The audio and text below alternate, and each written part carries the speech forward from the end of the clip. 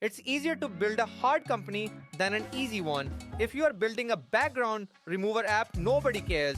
But if you are building flying bus or a nuclear rocket company, people would proactively want to help you, work with you, write about you because they want to be a part of the next big thing. So if you want to build a really large company, start a hard company, let yourself become more ambitious and be willing to make a very long-term commitment to what you are doing. Most people aren't willing to make that commitment, which is the reason why they pick easy startups.